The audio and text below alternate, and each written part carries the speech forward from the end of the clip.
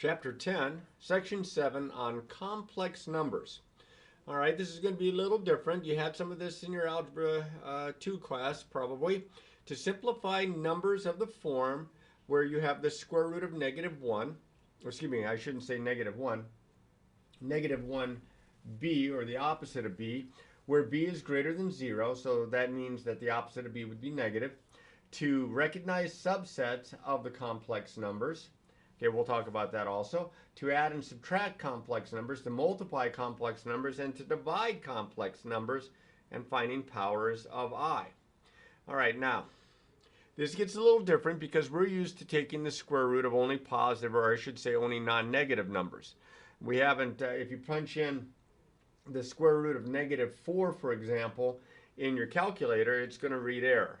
So now what we're going to do is we're going to define the idea of taking the square root of a negative number. So let's look at this guy right here. It says the equation x squared plus 1 equals 0 has no solutions, which means that if you try to solve for x, you can't, because any number, any real number squared cannot be negative. So there are no real solutions to this, but we can define solutions of this. And it brings us to what we call the imaginary unit, a new number here. The imaginary unit that we use is the lowercase letter I. The lowercase letter I is defined as the square root of -1. And this also means, of course, that if you square both sides here, you would get I squared equals 1. So the principal square root of -1 is I.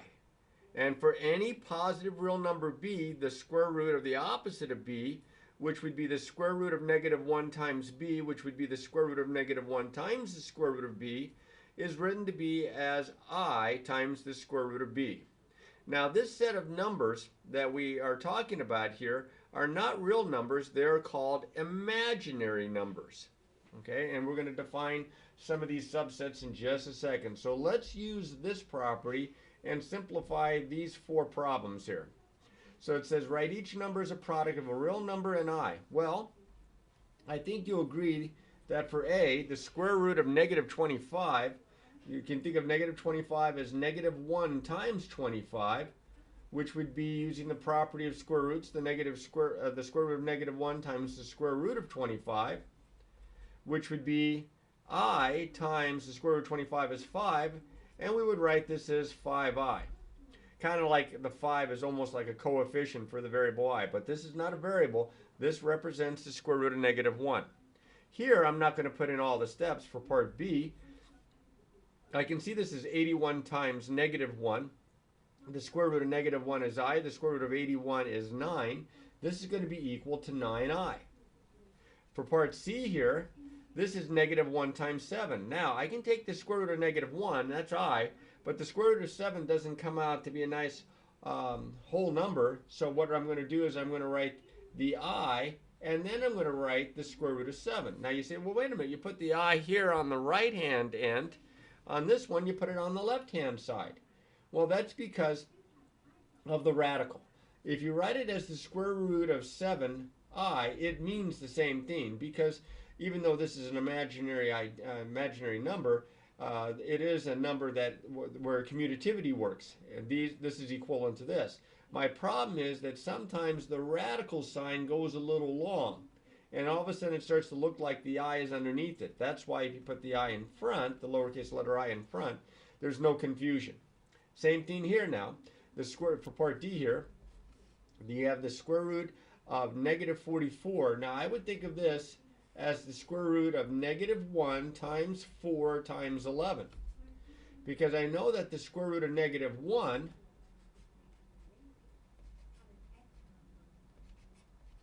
is I, the square root of 4 is 2, and then the square root of 11 just doesn't simplify any further.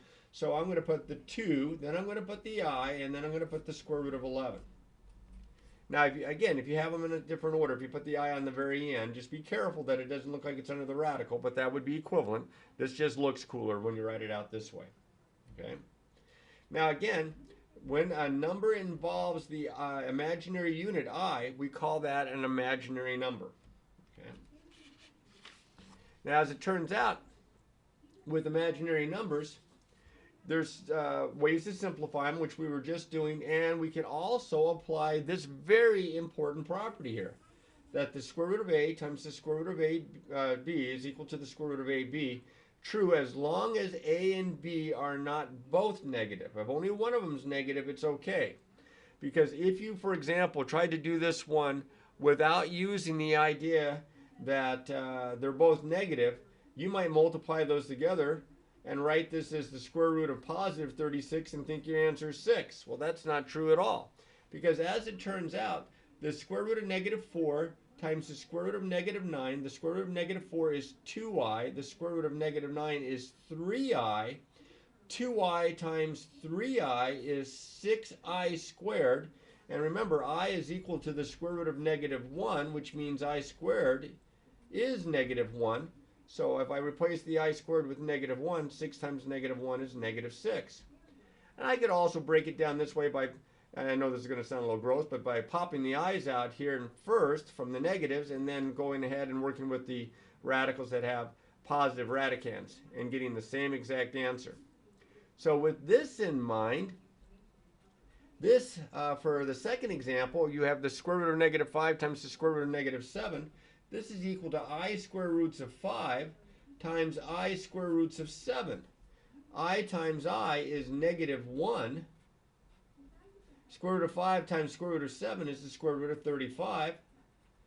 So I'm going to write that as the opposite, or the negative square root of 35. Next guy up, little different. Notice that I got the whole thing written out here. The square root of negative 3 times the square root of 6. Now these are not both negative. Only one of them is. So I can use that property back here on this. All right, so what I'm going to do here is I'm going to go ahead and write this out. The square root of negative 3 is being I the square root of 3, the square root of 6 being the square root of 6, and then I can multiply these together, and I get the square root of 18. Well, the 18 is has a perfect square factor of 9, so I can break the 18 down to 9 times 2, take the square root of the 9, get the 3, and I end up with 3i square roots of 2. Now, if I use the property, I can jump the gun, write this as the square root of negative 18, which is the square root of negative 1 times 9 times 2, square root of negative 1 times the square root of 9 times the square root of 2, which is 3i square roots of 2. And it works either way because these are not both negative. Now that same property that we looked at here for products, okay, this holds also for quotients. All right, the square root of a over the square root of b is equal to the square root of a times b as long as a and b are not both negative. So in this example here, I've got a problem. They're both negative, so I can't jump to this property. However, I can rewrite this as I, the square root of 70, I got to put the dot there, the square root of 72, all over, well, if I can write it down here, as I, the square root of 8. Well, this doesn't look so bad. The i's are going to cancel top and bottom, and I end up with the square root. Now I can write this as 72 over 8, which is the square root of 72 divided by 8 is 9. And so this thing turns out to equal just 3. So that was kind of neat there. Now here, they are both, excuse me, I shouldn't say they are. They are not both negative. I can jump right to this property here and write this as negative 48 over positive 3, which would be the square root of negative divided by positive is negative, negative 16. And the square root of negative 16, well, 16 is a perfect square. It's 4 times 4, and the negative would be I. So this would be 4i, like that, okay? Come to think of it, because the negatives would cancel here, I think you can do this when they're both negative. I'm going to have to double check that. I hate to tell you the wrong thing. All right, now, the new set of numbers that we're going to talk about, we had the real numbers, now we got these imaginary numbers, so we're going to combine them all together, and we're going to get what's called the complex numbers. That is the biggest set of numbers that you will ever deal with. The complex numbers are made up of the real numbers and the imaginary numbers, and we write it like this. If a and b are real numbers, then any number of the form a plus bi is called a complex number. Now see, what happens is it doesn't have to have an I in it for it to be complex, because b could be 0. And if b is 0, then you just get the real numbers because a is a real number. If b is not 0, then you get the imaginary numbers. All right, so it says the complex number a plus bi, the real part, the a, is called the real part of the number, and the b is called the imaginary part of the number. That's kind of hard to read, but that's what that says, imaginary. Okay, so let me scoot this over. This is a little bit of a longer section here. We're getting there, though. For a plus bi, if b is 0, that would just make this disappear, and you would just get a, which is a real number. Now, if a is equal to 0, as I was mentioning before, if a is equal to 0, then this part disappears, and you just get b times I, and this is called a pure imaginary number because there's no real part to it. There's just the imaginary part. The number where neither a or b is called, I should say, is equal to 0, and that's what we refer to typically as just a regular imaginary number. Now, a pure imaginary number is technically a type of imaginary number, but we can be a little bit more specific that way. And in the form a plus bi, when we write the complex number a plus bi in this form, we call this standard form for the complex number. Now, the complex numbers have many of the same field properties as the real numbers did, such as commutativity, I mentioned that before, associativity, you're able to use the distributive property, identities, all sorts of stuff here, and they're all valid for complex numbers, which means we're going to be able to add them and subtract them and multiply them and divide them. And we're going to start off by adding them, by adding the real parts, that's the a's, and then adding the imaginary parts, that's the b's. So in this example here, I have negative 3 plus 2i plus 4 plus 7i. These are two imaginary numbers in standard form. I add the real parts, that's the parts without the I. I have a negative 3, I have a positive 4, that's positive 1. Okay, plus I have the imaginary parts. I have 2i, I have 7i, both plus, so that would be plus 9i, and that's my answer. So if you look at it, kind of, think of it like this. Think of it almost as if you are combining like terms, because the i's would be almost like a variable, and you add the real part, I should say the real parts, which would be the constants, and then you add the parts with the imaginary parts with the, quote, variable I, which is not really a variable, it's a number, but you can add them up just like 2x plus 7x is 9x, 2i plus 7i is 9i. Now in this problem, there's three numbers that are being combined. You have 5 minus I plus negative 3 plus 3i plus negative 4i. Now this last one is a pure imaginary. So the real part would be a 0. So when I add the real parts here, I really only have the 5 and the negative 3 because this would be like a 0 here. So that's positive 2. Then I add the imaginary parts. It's like a negative 1i and a positive 3i and a negative 4i. Well, negative 1 and positive 3 is 2. 2 and negative 4 is negative 2. So I have minus 2i. Now, some people think that because I've said that standard form has to be in the form a plus bi, that this isn't considered standard form, that I would have to write it as 2 plus negative 2i. But this is traditionally accepted as standard form because of the definition of what subtraction is. It's adding the opposite. You don't have to rewrite it. You can just leave it in this form. All right. Now, 5 minus 3i is the same as 5 plus negative 3i. You have to remember that because subtraction is the same as adding the opposite.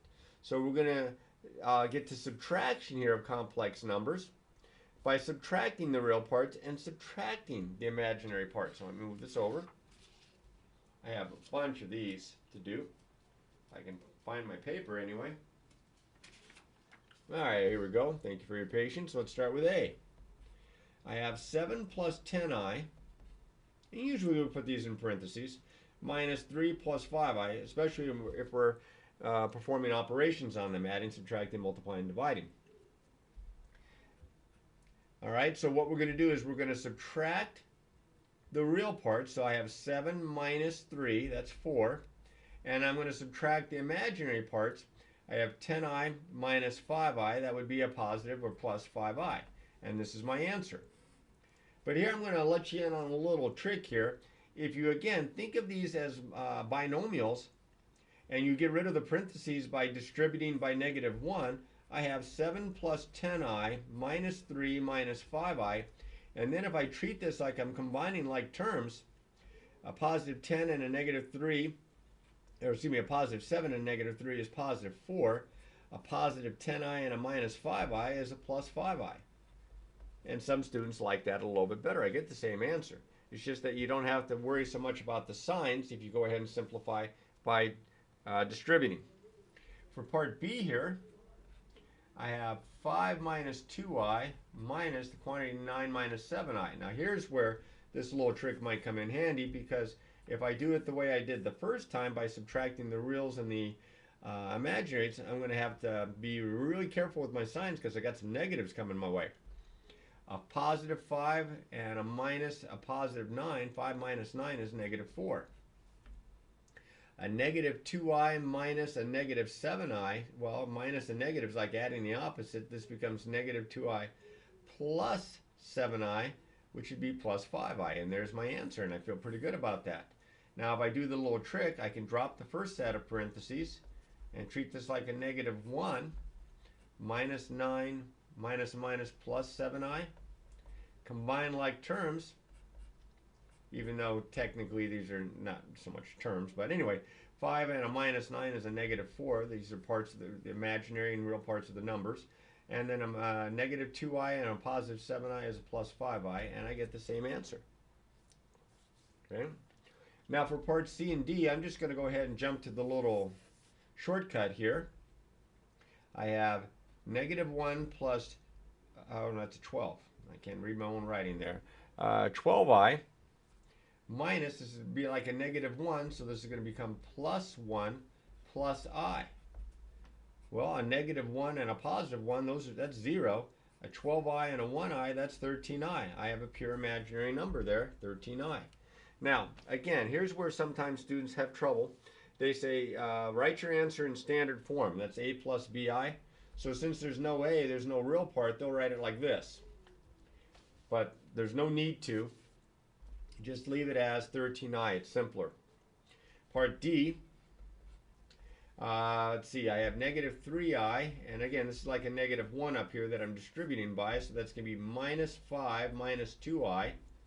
All right, now I am going to put the -5 first, even though these are like terms, quote, like terms, unquote, because we put the real part first, and then we put the imaginary. -3 and a -2 is a -5i, and there's my answer there. Okay, so adding and subtracting imaginary numbers are a little bit like combining like terms. Okay, treat the real parts as constants and treat the imaginary parts as if I was a variable, and you'll have a little bit better luck. Now we can kind of approach that same way when we multiply, because when we multiply complex numbers, we're either going to be using the distributive property. That's when we have like either a real number or a pure imaginary times an imaginary number, or we're going to do FOIL, where we have like two imaginary numbers, kind of like in part B here or in part C here. So for part A, I have 6i times the quantity of 4 plus 3i. Well, I am going to treat this problem as if it's a distributive problem. So I have 6i times 4 is 24i plus, and then I have 6i times 3i, that would be 18i squared. Now I squared, remember, is -1, so this is 24i minus 18, because 18 times -1, this is -1 there. You'll need to remember that. It would give me a -18, but I'm not going to leave my answer that way, because if I want it in standard form, I'm going to write the -18 and then the plus 24i, and that would be standard form. All right, we'll try part B here. I have 6 minus 4i times 2 plus 4i. I'm going to treat this as if it was a binomial, and this as if it was a binomial with the i's being the variables, and I'm going to do FOIL. 6 times 2 is 12. 6 times plus 4i is plus 24i. Minus 4i times 2 is minus 8i. And a minus 4i times a plus 4i would be a minus 16i to the second power. Remember, I to the second power is negative 1. So these two parts can combine. I get 12. Oh, my paper is separating here. I get 12 plus, that looks like 16i. Can you see that okay? I think you can. Now the I squared is negative 1, and you have a minus 16 times negative 1. That's plus 16. So now I can combine the rule, and I get 28 plus 16i. And that's what my answer becomes. So it's a lot like FOIL. And I'm going to show you that again here in this next example. Okay?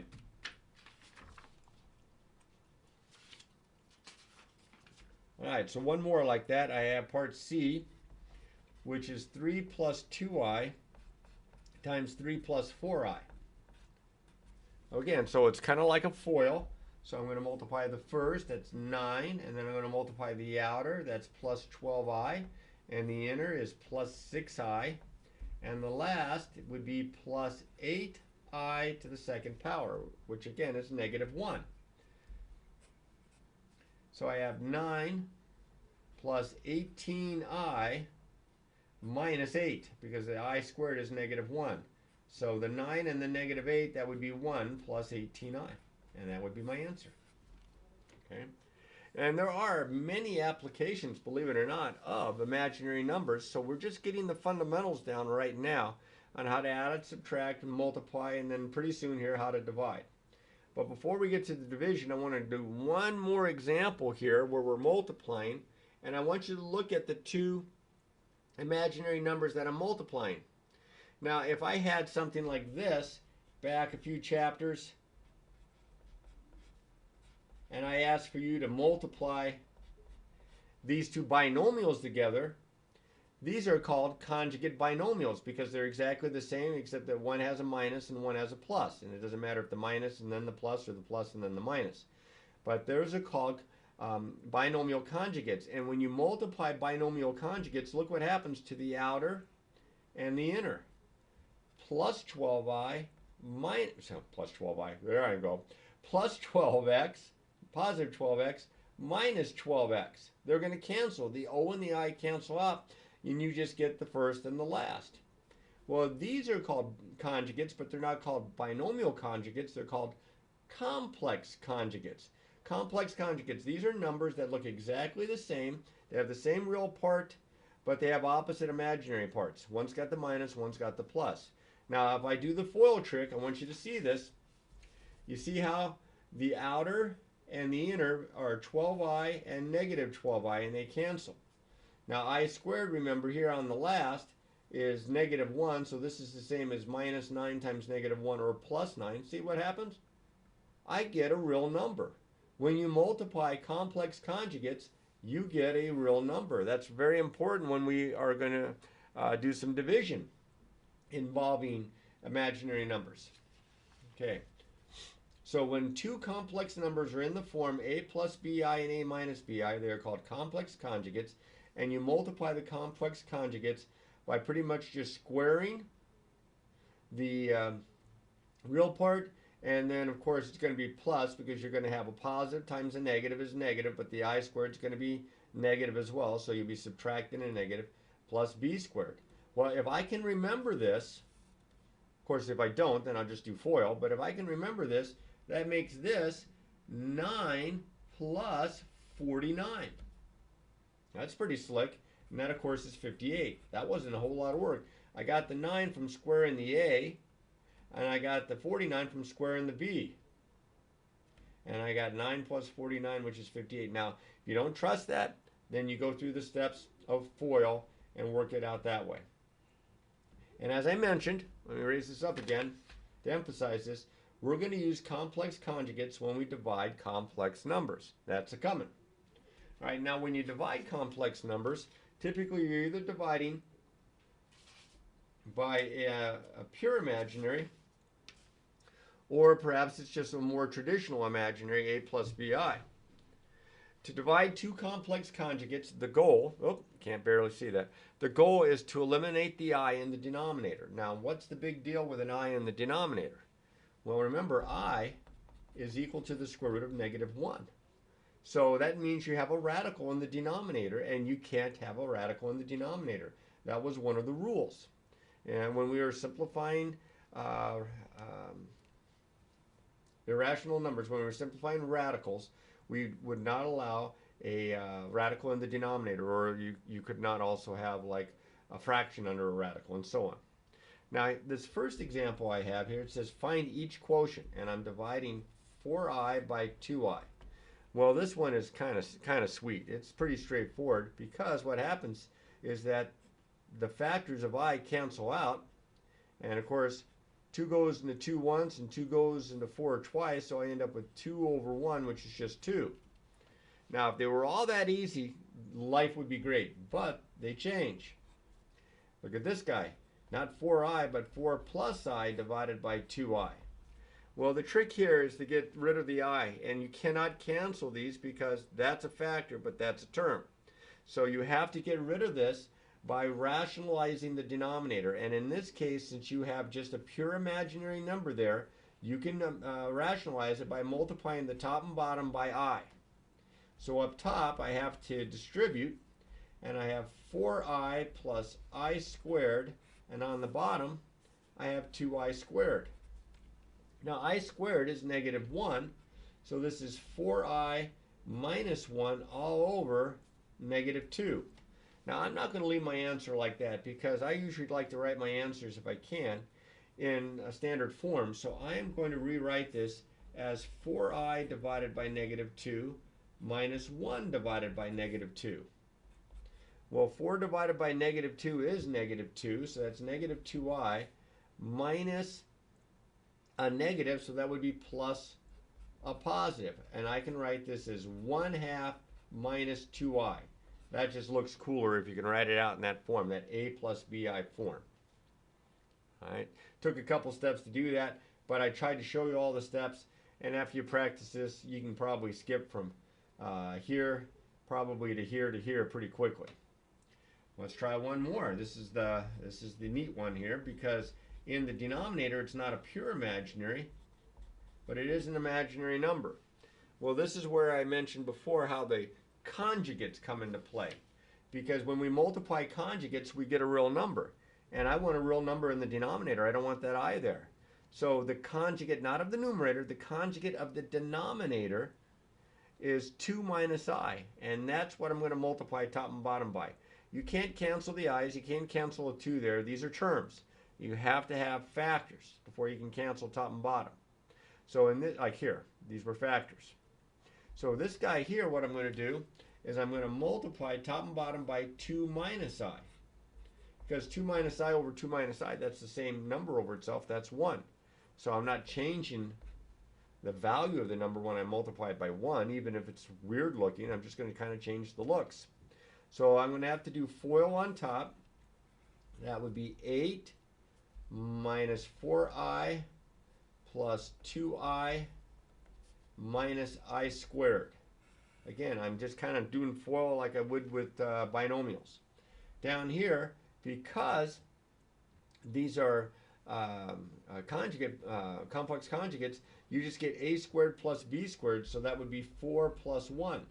So up top, I do have some terms I can combine. I have 8, that's going to be minus 2i, and minus an I squared there. I squared is -1, minus -1 is plus 1, and that's all over 5. Now I'm not stopping here. I'm going to go ahead and combine the 8 and the 1, so that's 9 minus 2i all divided by 5. And I'm going to write that as 9 over 5 minus 2i over 5, or better yet, 9 over 5 minus 2/5 I. And that would be in standard form, a plus bi form. Now really the only thing that the author wants to stress here, and it's kind of important that we do this, because as I mentioned, imaginary numbers have been around for a while. different mathematicians, including Descartes, were given credit for kind of coming up with them, even though I don't think they really appreciated the idea of an imaginary number. But by the time it got to Gauss, he was coming up with applications. And so one of the applications, and it's kind of interesting, has to do with geometry and powers of imaginary numbers. So we're going to talk a little bit about the powers of I, because as it turns out, there's a pattern. They're cyclic. They repeat, periodic, if you want to call them that. So what we're going to do is we're going to look at the various powers of I. Now that's not a negative there. That's just a little glitch there. That's not supposed to be there. So I have I to the first is I. I have I to the second is -1. I have I to the third, well, that would be I squared times I, and I squared is -1, so that'd be -I. And then I have, and you can't hardly see that worth a darn, then I have I to the fourth, well, that's I squared times I squared. That'd be -1 times -1 is +1. Now what's neat is that it goes I, -1, -I, 1. And I'm going to go to I to the fifth next. I to the fifth is I to the fourth times I, because you would add the exponents and we'd get a 4 and a 1 would give you 5. Well, this is 1. We just said that this was 1. I to the fourth is 1. That's important to remember. So since I to the fourth is 1, it's just 1 times I, and that's I. And then I to the sixth would be I to the fourth times I squared, so it's 1 times -1, which is -1. I to the seventh is I to the fourth times I to the third, which would be 1 times -I, or -I. And of course, I to the eighth would be I to the fourth times itself, which would be 1 squared, which is 1. Now notice here, I, -1, -I, 1. I, -1, -I, 1. This pattern is going to continue to repeat every 4 powers of it. So if I wanted to find something that was like I to the 16th, I would think of I to the 16th, since 16 is a multiple of 4, as I to the 4th times I to the 4th times I to the 4th times I to the 4th to the 4th power. I to the 4th is 1. 1 to the 4th power is just 1. So if you have any multiple of 4 as the power for I, it's equal to 1. Now here I don't have a power, or a multiple of 4. I have I to the 21st. But I hope you will agree that this is I to the 20th times I to the 1st. The reason I wrote it this way is because 20 was the biggest multiple of 4 I could think of that was less than or equal to this exponent here, 21. By writing it this way, and we do know that when we multiply and we have the same base, we add the exponents, that they're equivalent, but that's a multiple of 4. And that's just 1. And of course, 1 times I is I. So you can think of this as finding the largest multiple of 4 that's less than or equal to this. Here's another guy, only this one's with a negative exponent. Heavens, the Murgatroyd. I to the -6, think of this, this is for part C here, this is part A. I to the -6, you can think of this as I to the -8 times I squared. Now again, I went to the largest multiple of 4, which is -8, less than or equal to -6. And again, if you add the exponents, you would get -6. Well, this is a multiple of 4, even though it's negative. This is 1. And of course, I squared, that's one of those powers. I squared is I times I, that's -1. So I have 1 times -1, which is -1.